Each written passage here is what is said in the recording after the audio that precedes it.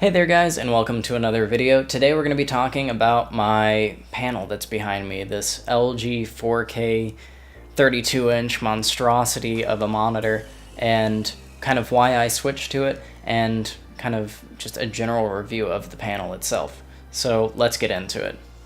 So first off, let's talk about kind of why I switched to this monitor. If you guys have been following the channel, you'll know that I've gone through a couple revisions of monitor setups. The one before this being an ultra wide with a just standard widescreen monitor up above it, and a 2-monitor setup.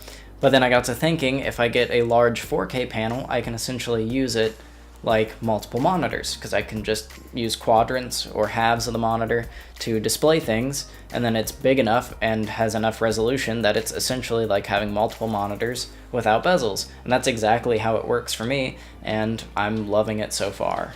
So now let me tell you a little bit about the panel. I'll go ahead and put the model number down in the lower third of the video here. So if you want to go look up the exact panel, there is a newer version out now. So you might as well just kind of go to Amazon and look at just LG 32-inch 4K monitors, and you'll see the latest version there, because they have released one since I got mine. This panel is 4K, and it is 4K across 32 inches, so it is a rather large monitor, especially for just like a desk setup like this.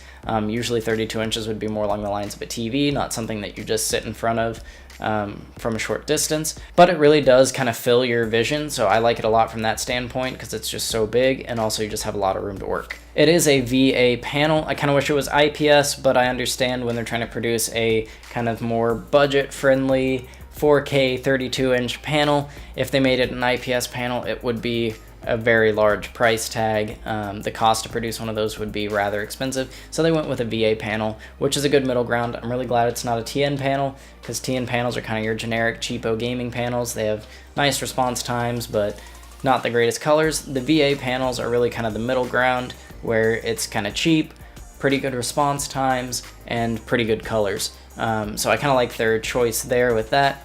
For me personally, I would much prefer this panel to be an IPS just for that really good color quality, since I do video editing and whatnot, and also just watching TV and stuff looks really good on a panel that has colors that are just really realistic and not kind of washed out like they can be on a TN panel. This monitor does support FreeSync at 60 Hz. I'm able to get that working on my NVIDIA card thanks to those strange driver updates and whatnot that enabled that.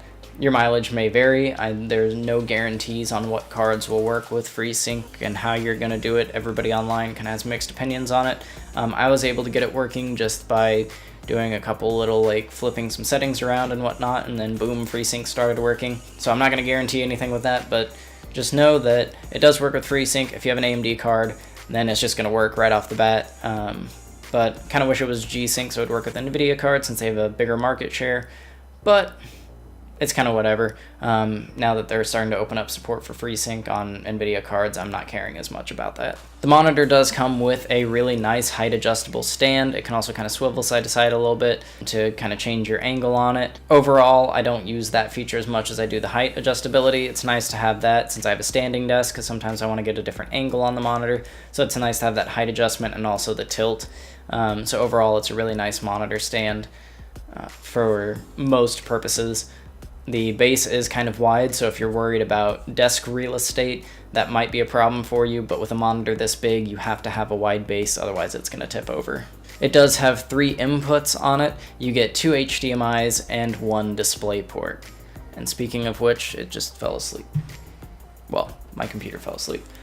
So there are a couple of gripes that I have with the monitor, one being the joystick menu operation thing that's under the front bezel.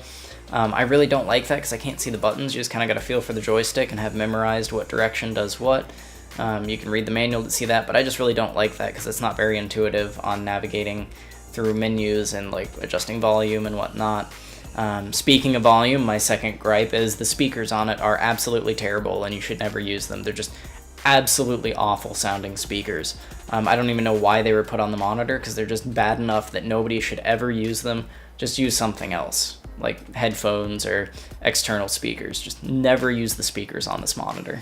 This monitor is a decent monitor for gaming. It's not going to be the best. It's just 60 Hertz. It has a 5 millisecond response time, which is generally on the worst side of things for gaming. But with the dynamic action sync on it, I really don't notice the slower response rate that much. And overall, I think it is a pretty good monitor for just kind of casual gaming. If you're into competitive gaming, this is definitely not the monitor for you. You want to look at like 144 Hertz monitors and whatnot. But overall, this is a very beautiful monitor with beautiful colors, beautiful resolution, and overall, having that slow response time doesn't really affect me that much when I'm just wanting to kind of have fun and appreciate the artwork of the game at 4K. On the video editing side of things, having a 4K monitor is very nice because that means that a lot of times you can preview your footage at the native resolution you're using, especially if you're at like 1080p. I can just have the video preview set to 1080p and still have tons of room around it to actually edit the video and preview it at the resolution that it's going to be rendered at, which is pretty crazy. Of course, you have to have the computer hardware to back up previewing at the export resolution. But if you do have that computer hardware, it is nice to be able to see the video in essentially the same quality that you're going to be exporting it as. The VA panel definitely has really great colors, especially when compared to just like normal like TN panel monitors, so you're not losing anything there. It's not the best color accuracy for video editing, but it's good enough for me. It's up in the 90% of Adobe RGB, so it doesn't really matter all that much. Of course, you can color correct it yourself.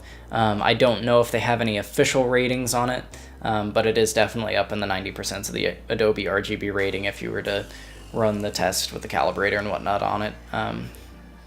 It's up there. Not as good as an IPS monitor can get, but it's still really good, and it's hard to differentiate the two. So in conclusion, I would definitely recommend a similar monitor setup like this to anybody who really kind of wants to have the productivity of multiple monitors, but really doesn't like the hassle of powering multiple monitors, and also just all the logistics of getting monitor stands and whatnot. It's nice and easy just to set up a nice big monitor and just work out of windows on it, basically using those windows as their own separate monitors. So if you're wanting that kind of productivity, I would definitely recommend that. Or anybody who wants to use their monitor also kind of like a TV. A lot of times I'll lay in my bed and turn the monitor around to face my bed so I can sit there and play games, watch TV and whatnot. So it kind of adds multiple purposes to it. And I think having a large monitor like this is actually pretty useful, especially if you have tight constraints on what you can do if you're in a small bedroom or a dorm or something like that. If you guys enjoyed this video, go ahead and leave a like on it. If you like the content on this channel, go ahead and subscribe. If you have any comments about the video, leave that in the comment section below. That's what it's there for. And I will see you guys in the next video.